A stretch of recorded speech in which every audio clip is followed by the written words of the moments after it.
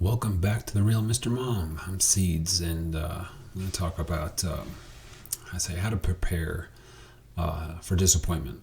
Another way you'd say is how to prepare for painful events, and specifically talking about this with things we can't control. A lot of times it's like what can we do? It's specifically talking about my twin's death. Before he left for Iraq, I had the worst feeling that he wasn't coming home, and even I say one of the last times I saw him, I broke down and I told him that. And then when he was deployed, I broke down a few times to my girlfriend at the time, now wife, about how I didn't think he was coming home. And then when I was sitting on the bench at the airport waiting to get picked up on the morning he was killed, I realized he had been killed, and I just broke down in tears, and it just overwhelmed me. But that was the thing, was that sense of premonition. Sadly, it poisoned my mind quite severely, because every time I would get a bad feeling following that my twin's death, it was horrible, because I thought, am I right again? I felt his death months and months before he was killed. I felt his death the day he was killed before I was told. And so every time I have a bad feeling, it's very easy for me to think that I'm right, and to develop anxiety and this overwhelming sense of depression when something hasn't even taken place. And there have been several occasions throughout the years where that's happened, where certain things were lining up, and I started to think that this one thing happened, and it just killed me. It tore my heart, and yet the thing never happened, and yet the pain inside was real.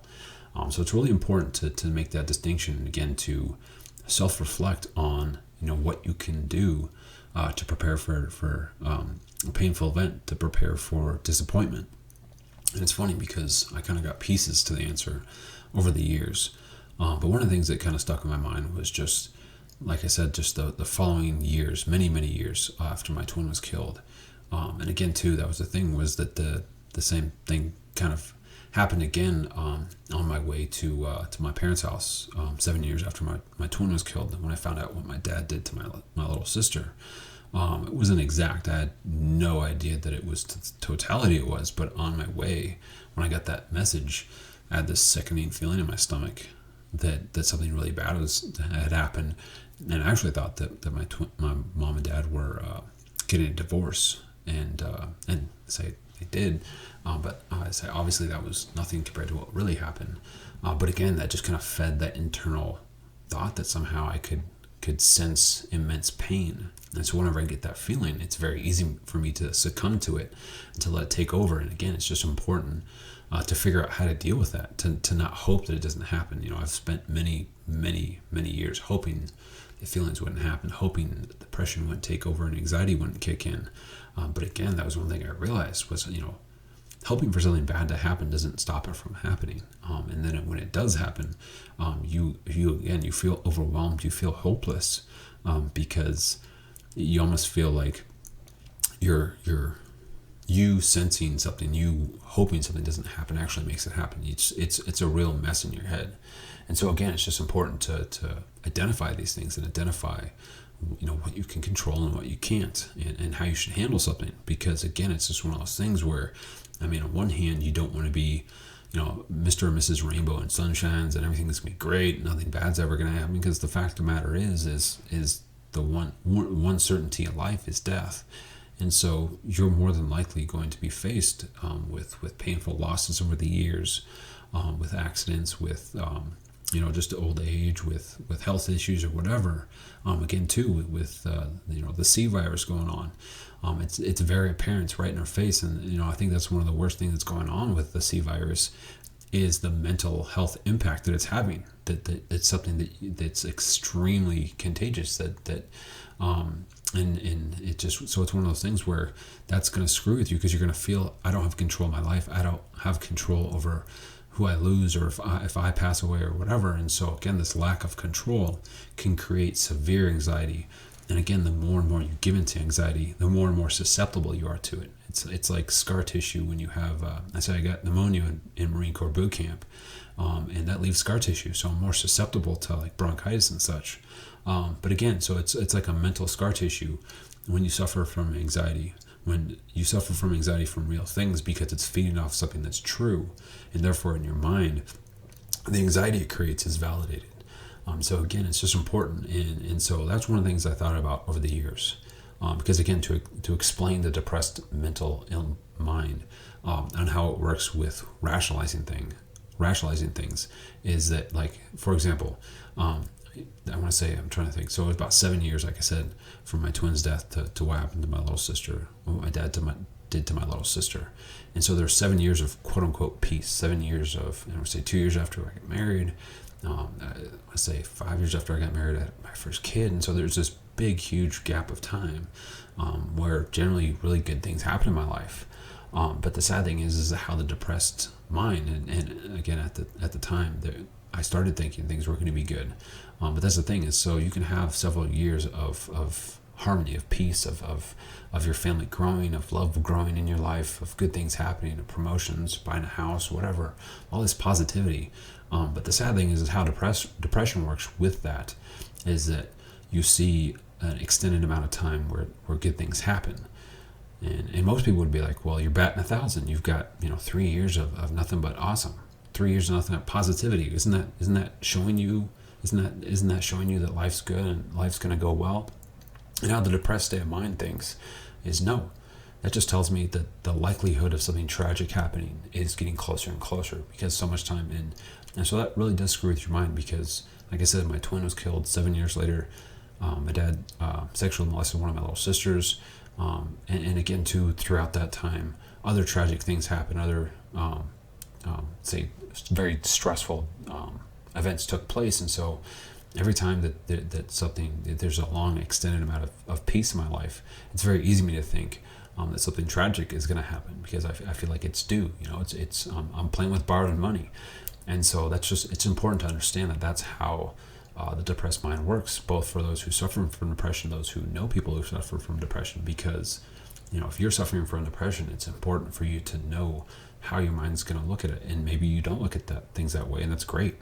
But it's important to know that is a very strong possibility, that if good things are going for a while, it's really easy to be worried that bad things are going to happen. Because, like I said, you don't look at it in the sense of, you have hundreds and hundreds and hundreds of days of nothing but good, and so that's a pattern of good things are happening. You just look at it like, I'm running out of good times. Something bad has to happen because I've had so many good days. It's like I mean, this is a bad metaphor, but it's like flipping a quarter, and you flip 300 times, 365 times, you get heads, and you're thinking, well, it's got to be heads, and you're like, no, it's due for a tails. It's really due for a few tails.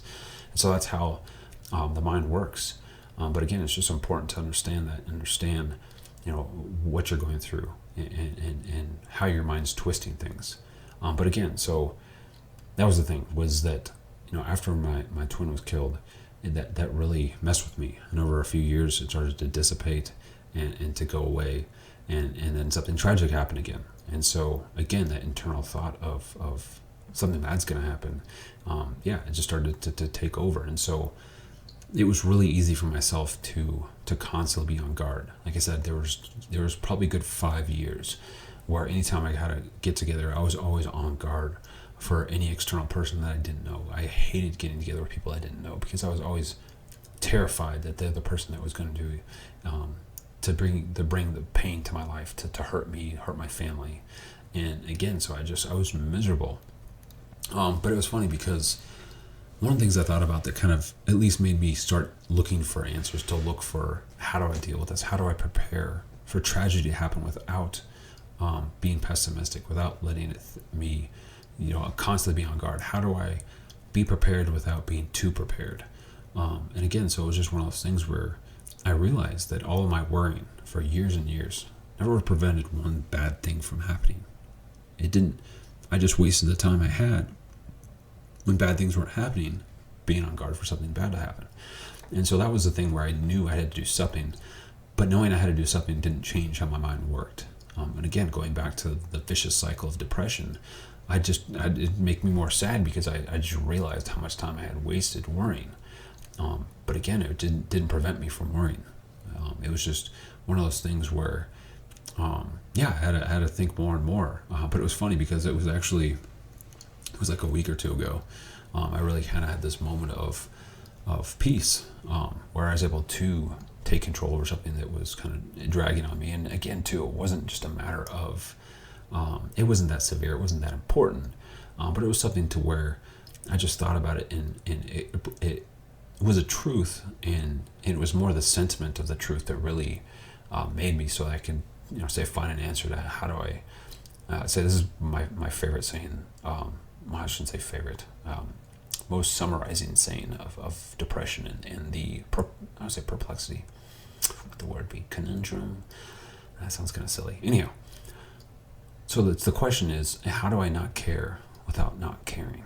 In other words, how do I not let worrying, the painful world that is out there, how do I not let the potential for tragedy, not bother me without becoming just pessimistic? How do I not let things bother me that could potentially happen, tragedy that could potentially happen, without just becoming apathetic and just becoming indifferent to the outcome? I don't want to become that way. I don't want to not care if good things or bad things happen to me. I want to be able to get excited and hope good things happen to me, but I also want to at the same time prepare for bad things happening potentially, so I'm not disappointed. And so that was one thing that I realized I was watching. Again, hopefully I don't lose too many people with this metaphor or whatever, this moment of clarity I had. I was actually watching a football game. And I say I grew up in Seattle, so I'm a Seahawks fan. And for those who are Seahawks fans, we all know that our team loves to screw with our hearts. They love to make it traumatic. They love to make it down to the last second, the last play. So again, there's this thing where our team was playing really poorly. We were falling behind by multiple scores. It just kind of seemed like every time we did something good, we did two things bad. And that's one thing I thought about. And I've done it a few times, but I did it just out of not wanting to be upset. But one thing I did the other day was when the game wasn't going well, was I'm like, all right, you know what I'm going to do? I'm going to turn the game off. I'm not going to fall on my phone. I usually fall on my phone. And again, so I'm like, I'm going to turn the TV off and just realize that in an hour and a half and some change, the game's going to be over.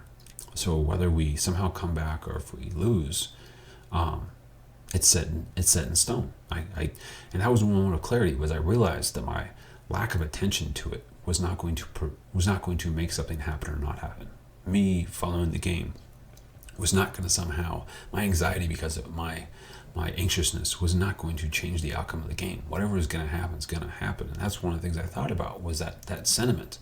Whatever's going to happen is going to happen. I could do what I can, but like I said, it's important to make a distinction between what you can control and what you cannot. So again, it's just one of those things where if the fact that I have loved ones who are say significantly older than myself, I'm going to probably lose them far sooner than I go. So how do I prepare for that? Just making sure I spend time with them, making sure that I'm there when I can, that I don't prioritize silly things like going to the bar or whatever, hanging out, that I make the right decision when I can. Like I said, and again too, if you have a loved one going on a trip and you're worried about the potential of things going awry, or if you get anxious about getting on a plane, it's just one of those things where it's like, unless you're a pilot, you can't control how it goes. So obviously you want to get on a reputable plane, you do what you can. Obviously don't get on a shifty looking plane that's only got one good propeller or something silly like that. That's something you can control. But again, so it's important to prepare for disappointment, to prepare for pain potentially happening, but you don't want to become pessimistic and just assume bad things are going to happen so that it doesn't hurt you, because all that does is that you spend the entire time up until the point worrying and draining yourself and stressing out, and then when the event actually takes place, you get this weird false sense of premonition that somehow that your emotions, your mind controls the outcome of situations. And so again, that's just going to be a vicious cycle, because again, you're going to start trying to be super optimistic that that I can somehow control the outcome of positive or negative things. And so you're going to think, if I just think positive, and don't think anything bad can happen, that I'm always going to get the promotion.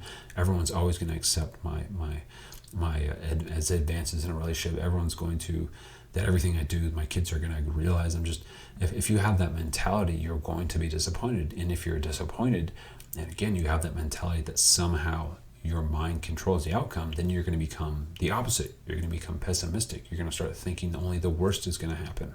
And so again, it's just this back and forth when, like I said, there's a point when you have to realize that there are certain things that are just straight up out of your control. Like I said, with my father, there was a good amount of time where I didn't tell him what he had done to my sister, how it had affected me. I didn't tell him how much that pain hurt me. I didn't tell him that the 5 months they lived with me was very stressful and it drained me, and that it hurt me for what he'd done and how he handled it following. But that because I was terrified that my honesty would make him kill himself, which would inevitably make me feel the guilt of somehow my actions controlled his, that my actions made him do that. And so I didn't want to feel that guilt, so I just let it drain me. When I realized that it's just like, I just need to realize what I can do to be there in the manner that I can, but also just realize that there are certain restrictions to our relationship because of what happened, and that's just the reality of it. And if that's not okay with him, then again, it's something that, I'm sorry for. I wish things were different, but again, it's just something where I knew to identify.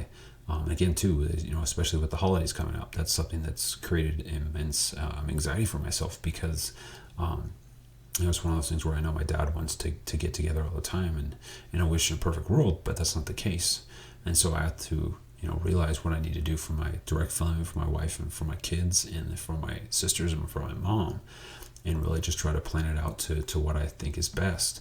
And if guilt's going to be put on me because I'm not taking enough actions, if I'm not prioritizing the right person, then that's something that I can't control. I can't control how people interpret my behavior. I can be aware of what I'm trying to do and stick to that. But like I said, it's just really important, when you're dealing with those situations where if your parents or your family doesn't get along with your in-laws and so forth, to really do what you can, to really, if there's that certain family member that's really toxic when they talk, or whatever, just to, whenever they come over, they're always a stick in the mud or whatever. Those are things you can't control. You can't control how other people behave, what they say, how they interpret your behavior, your actions or lack of actions. So again, it's just really important to identify what you can control. And again, as far as preparing for tragedy, preparing for disappointment and a potentially traumatic event, again, just identify what you can do. But it's really important to identify what you can't do, that you can't control other people. You can't control if somebody wishes you ill or wishes physical harm. It's something, if you see tragedy playing out in front of you, then certainly try your best to intervene, to quell, I think that's the word, to settle the situation. But again, to have the sense of somehow constantly being on guard and looking around, that somehow that's going to prevent tragedy from striking. So this is going to make you utterly miserable and paranoid. And again, too, there's going to be this point where you think that somehow the second you let your guard down, because like I said, that was really what fed that mentality for me for a long time, was I was on guard constantly. Anywhere I'd go, I was always looking for somebody that could hurt my family. And so there was a point where it was so ingrained into my mind but I knew that wasn't helping. So I'd start to be like, all right, you need to calm down, you need to focus, and then be like, well, wait a second, what is this? The second I put my guard down, that's when something happened. And so again, it was a vicious cycle. And like I said, the longer it goes on, the more ingrained it becomes into your mind, ingrained into your habits and nature.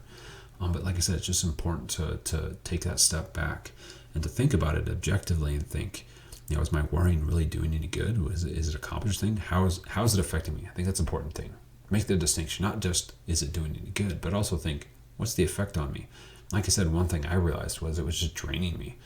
It was just making it to where I was constantly feeling defeated. I was constantly, drained from energy and mental strength and emotion, to where, if something significantly painful happened or even something minor happened, I just felt defeated, because I was spending all my time, even when good things were happening, even when bad things were happening, which, as I say, I've discovered as an adult, things not going wrong are actually things going well. Like, I think when I was a kid, and by kid I mean like high school, college, I used to think that the only way you had a good time was if you did something significant and substantial. And it's like, no, man, you have a good day if that wasn't a bad day.